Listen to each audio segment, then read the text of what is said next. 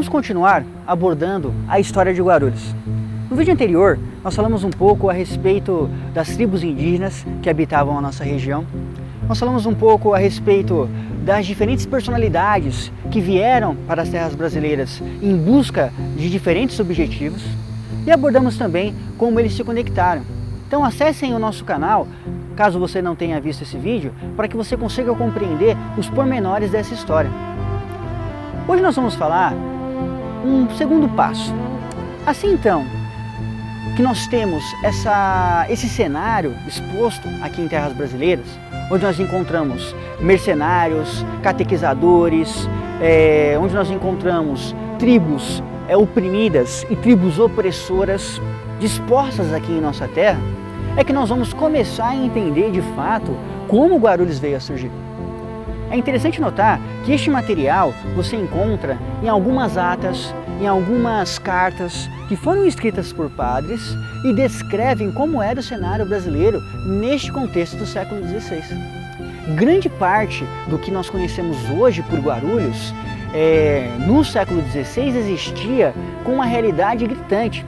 E o Bosque Maia, onde nós estamos aqui, reflete um pouco da natureza, porém nem de passagem, digamos assim, nem de perto, o que era em seu auge.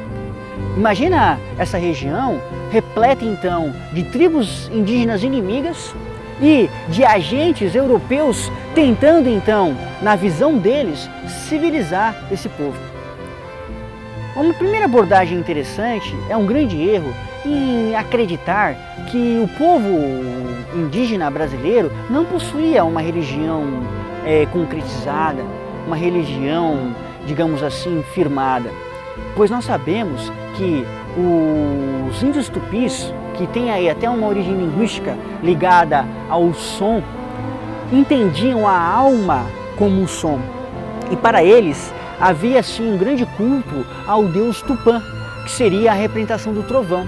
Inclusive, os portugueses, quando aqui chegaram com suas grandes armas de fogo, produziam sons extraordinários que causaram espanto e contemplação nestes índios. E de certa forma, então, como eu disse no vídeo anterior, João Ramalho, Martim Afonso conseguiram fazer suas alianças com esses índios mais agressivos, esses índios mais territorialistas, em busca então de novos territórios. Primeiro nós sabemos que acontece em 1532 a fundação da Vila de São Vicente, que foi elaborada e foi construída diante desse cenário de conquista e aliança poligâmica, como dizemos anteriormente. E então, a partir daí, começa a se buscar uma região ou regiões que poderiam fortalecer essa fundação em São Vicente. Mais adiante, nós vamos ter então a fundação da própria cidade de São Paulo e mais à frente então, visando de certa forma buscar um ponto que poderia impedir que determinadas tribos viessem a atrapalhar o trabalho dos jesuítas, é que foi então buscado por João Ramalho uma forma de conseguir um ponto estratégico para impedir essas possíveis penetrações em nossas terras. Porém, para conseguir esse ponto estratégico, os tupis teriam que fazer algo que eles gostavam bastante, que era caçar, continuar a caçar os índios que estavam fugindo. Como eu disse anteriormente, eles caçavam eles por um motivo territorialista, um motivo de vingança. Isso se enquadrava muito na visão portuguesa. Primeiro nós vimos os Guaiás, que deram origem aos Guaianazes. E agora vamos falar um pouco então sobre os Guarumirins ou Maromomis, que dão origem aos índios que nós entendemos como os índios que fundaram ou que estavam presentes aqui na fundação da cidade de Guarulhos.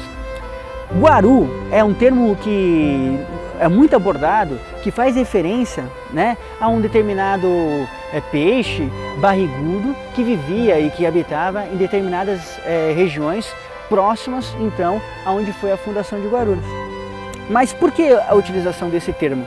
Porque os índios tupis, eles tinham essa busca, não eu diria por menosprezar, mas por diminuir a existência dos índios que viviam nas regiões adjacentes. Fizeram isso com os Guaiás, os Guaianazes, e faziam o mesmo com os Guarus, chamando eles de certa forma, de uma forma diminutiva para o Guarus, como Guaruzinhos. E daí então é que vem surgindo o nome Guarulhos.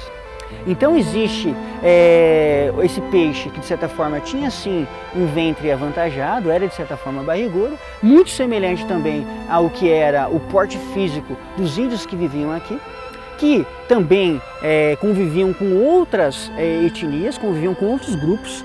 Havia conflito aqui entre estes e os tamoios e havia uma grande confusão para conseguir distinguir uns dos outros. E justamente nesse cenário de expansão é que os índios tupis, eles vão então, junto a um acordo que eles têm com João Ramalho e com o padre Manuel de Paiva, eles vão então conquistando as regiões adjacentes, até que o padre Manuel de Paiva, que tinha uma ligação parentesca com o João Ramalho, vai entender que a região uma região específica, aonde hoje é Guarulhos, aonde foi fundada a paróquia que nós vamos abordar mais à frente, da Nossa Senhora da Conceição, que aquela região seria um ponto estratégico para poder então vigiar e catequizar os índios que ali estavam. Os índios que, de certa forma, na visão deles, eram maleáveis, estavam abertos a aprender alguma religião para sair da barbárie. Porque o modo de vida deles era, de certa forma, muito menosprezado. E justamente então, nesse contexto, é que você vai ter aí essa busca por a fundação da cidade de Guarulhos, que vai se concretizar em 8 de dezembro de 1560. Continue acompanhando essa grande história conosco. Um grande abraço da equipe Observador.